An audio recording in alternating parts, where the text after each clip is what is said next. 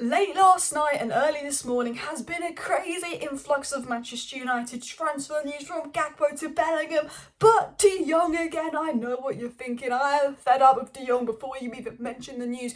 But reports coming out that Frenkie De Jong has told Ten Hag he'd like to join Manchester United. He privately told Ten Hag he's interested in joining United, despite saying publicly he wants Barcelona, and a summer move could be back on for De Jong, as well as United well underway in talks and negotiations to sign Cody Gakpo. Will that deal happen? What are the reports on Gakpo? PSV manager Ruud van Nistelrooy has come out and said pretty much Gakpo will leave. He didn't say where he'd go, but he said he would leave. So that's a bit more confirmation, as well as Jude Bellingham to United. Now look, we've been linked to Bellingham and De Jong today by good journalists with good sources around United. Do I think we'll get Bellingham? No. Do I actually think we could get De Jong? Yes, and I will tell you that in a second. But let's get into the news, so please do hit that like button, and of course subscribe down below if you're new, because I will be keeping you up to date of all the latest Manchester United news, transfer news, updates and more, as well as watch-alongs, match previews and match reactions. But I think we've got to dive into Frenkie De Jong, and I know what you're thinking. I don't know if I have the stomach for another Frenkie De Jong drama. The summer drained me of Frenkie De Jong. Absolutely drained me. But I've said one thing, and I know this from reliable sources. The reason De Jong didn't come to United isn't because he didn't want to. Okay? I mean, he wasn't like obsessed with the idea of moving to United, otherwise he would have just lost his wage and gone. But it wasn't because he didn't want to, it was because of wages and issues with Barcelona. And he had privately told Ten Hag that he would like to join United, and his agent had communicated with United that he'd like to join. But we've got further information on this, so let's dive into it. It was said that United have not closed the door on a second move for De Jong and could make another pitch for England international Bellingham, which was said by Samuel Lutkers, who's got inside sources in and around the club. This summer, United are going to explore De Jong, Enzo Fernandez and Jude Bellingham. Three players that are brilliant. I think Enzo Fernandez and De Jong fit the profile we need probably the most right now, because we need someone that's a little bit more defensively stable to go next to Casemiro. Bellingham can do that, but I think Bellingham would be better as a more number 8. You see how good he's been for England, more advanced. Bellingham, I don't think we'll get, but there's always a chance, especially if you've got rich fucking new owners. I think Ten Hag is also an appealing manager to work under. De Jong, I have a feeling, and I'm going to get into that why. Enzo Fernandez possibly as well. But it was said by Simon Stone, Tier 1 source, that Erik ten Hag wants to revisit Frenkie De Jong's situation in the summer. So it's been confirmed United ready in the summer to go back in for De Jong. I think we kind of expected this. We know that Ten Hag wants De Jong so much. And when we watch Man United, there is a De Jong-shaped hole in the team. And Samuel Lutkers followed this up by saying Erik ten Hag regards Frenkie De Jong as a world-class talent with the requisite character to slot into the United team and offer balance. Ten Hag has never given up on De Jong. Ten Hag has always wanted De Jong. And, you know, De Jong was Ten Hag's dream summer target. And when we watch Man United play in the field, we're missing exactly De Jong. We know that a striker and De Jong is the two profiles Ten Hag needs, as well as a backup right back and a goalkeeper he wants, because obviously the news on De Gea. But it was said this, and this is the big news, this is the news we need to get into, and this is the news I want to talk about a bit before I get into the Gakpo and Bellingham news.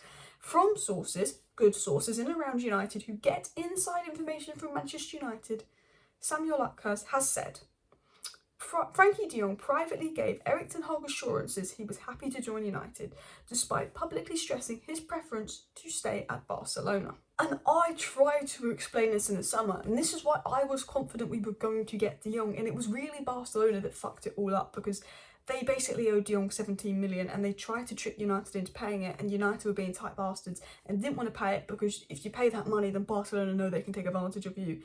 Even though everyone knows we're milks in the transfer window, it probably wouldn't have changed anything, but you know the sense. De Jong had privately communicated with Ten Hag he wanted to join. You spoke about this in the summer. This isn't even new news, but it's just been confirmed by sources who probably got told this by United. De Jong and Ten Hag had multiple phone calls in the summer, and I said this to you people.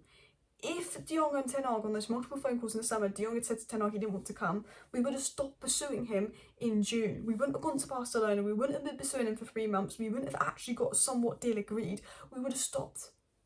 If De Jong didn't want to come, he had phone calls with Ten Hag, he told Ten Hag he's interested in the project, he told Ten Hag he wants to come, but he also told Ten Hag he wants to get his wages at Barcelona first, because that is important. So Frenkie De Jong told Ten Hag he wanted to come. They had phone calls, they communicated, and Ten Hag knew Frenkie wanted to come and be part of the project, which is why we spent so long on De Jong, and which is why it was the most annoying transfer saga ever, because the player wanted to come. He wasn't like raving to come, like he, in an ideal world, he wanted Barcelona to want him. He wanted his wages from Barcelona. In an ideal world, he wanted to stay at Barcelona. And I think when he said he wanted to come, he'd said, really to Ten Hag, I'm being forced out of Barcelona. Once I get my wages, United's my first choice. I think his first choice would be to stay at Barcelona, but I think he thought he was going to have to leave, and because Barcelona were trying to force him out, and then United was his first choice. And I think that's what he means by he wanted to come. I think Barcelona's the club he loves, the club he's always wanted to be at, but if he had to move, he was happy coming to United. That's what the real news was. You know, Barcelona don't want him, he's probably going to have to leave. United's where he wants to go. It's Ten Hag, I want to go, just need to sort myself out of Barcelona. That's why we spent so long with Frenkie De Jong. Barcelona, they're using Frenkie De Jong a bit now, but he is on the bench a bit. They are in the Europa League. I think we can get Frenkie De Jong next summer. I think if we get top 4, we will get Frenkie De Jong next summer, because Barcelona obviously prefer Pedri, Gavi, Busquets to obviously Frenkie De Jong, which is crazy, but he's not in Xavi's long-term plan. I know he's playing a bit more now, but he was on the bench. And I think Barcelona do need to sell more players in the summer for money reasons. They're trying to offload Depay. They're trying to offload players. I believe there's a strong chance of Frenkie De Jong in the summer. I don't think we'll get Bellingham. I think De Jong, because he'll be 60-70 million. Ten Hag wants him, and I think he would come if we kind of really push that and the wage issue gets sorted with Barcelona.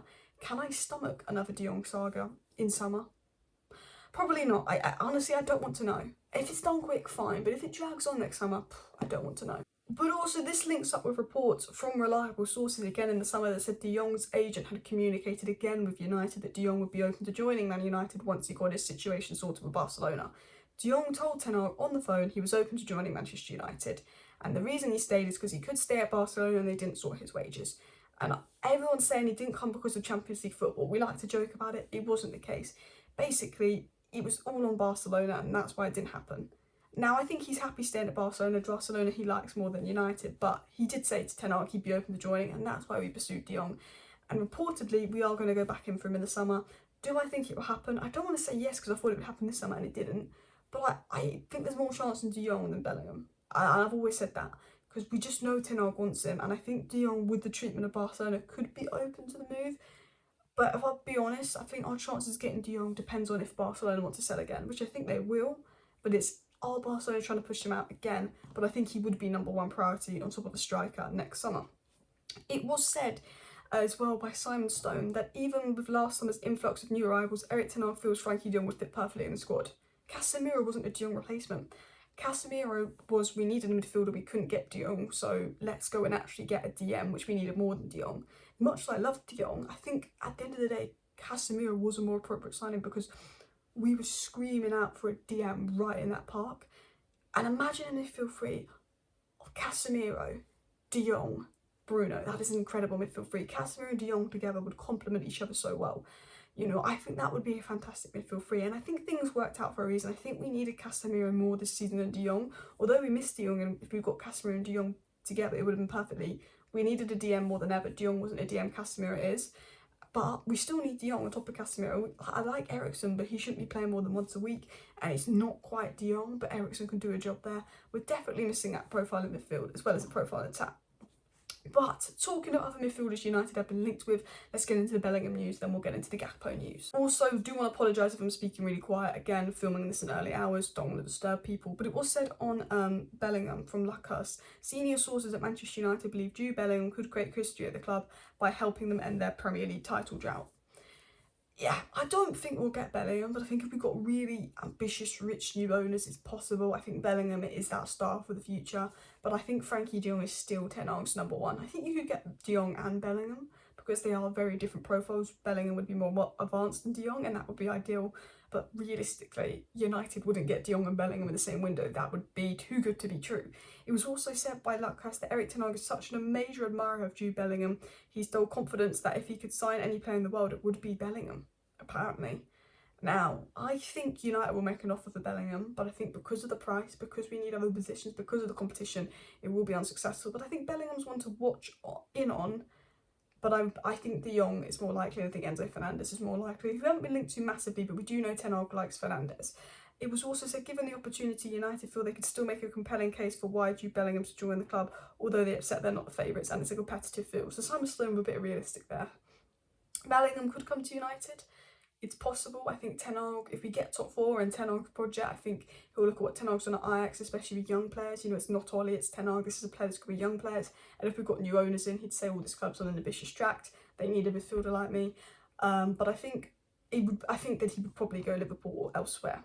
Now, let's dive into the final story on Cody Gakpo. I feel like Cody Gakpo in January is becoming the De Jong of the summer, but luckily the January transfer window isn't as long as the summer, but we've been linked to Cody Gakpo since last summer. There's been rumours about January, and then when Ronaldo left, it was like, okay, this Cody Gakpo thing could happen, but you never know with United, because Simon Stone did something interesting on Gakpo, but I want to get into what Ruud van Nistelrooy said on Gakpo.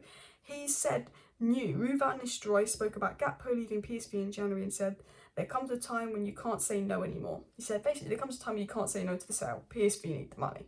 It was also said by VLNL, which is a very good source in the Netherlands, that Manchester United are now back in the market for Gakpo. Manager Ten Hag's club has stiff competition from clubs of the calibre of Real Madrid, Liverpool and Bayern Munich in a battle for Gakpo. So United are in for Gakpo, we're back in for Gakpo, but there's stiff competition. But what we do know from Romano and other good sources is Gakpo would be willing to accept an offer from United. He likes the idea of working with Ten Hag.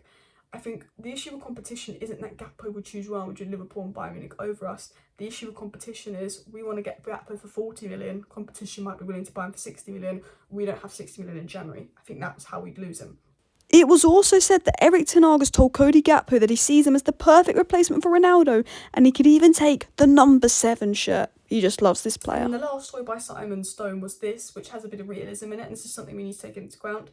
The Gakpo is on United's radar, but given the club ownership situation, making any significant signings next month has to be open to question. And I think that's why United are exploring the loan market. I think United ideally want a loan. João Felix on loan could be what United would prefer, but we don't know if we get him on loan.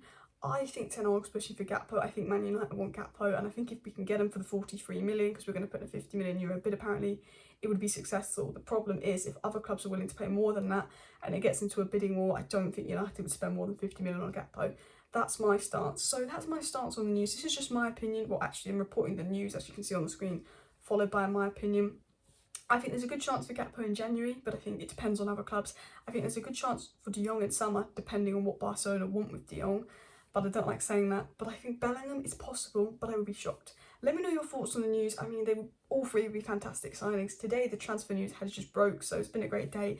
World Cup final as well. Will it be Licha? Will it be Varane on the trophy? Smash like, smash the subscribe. Thank you for watching. See you next time, and bye.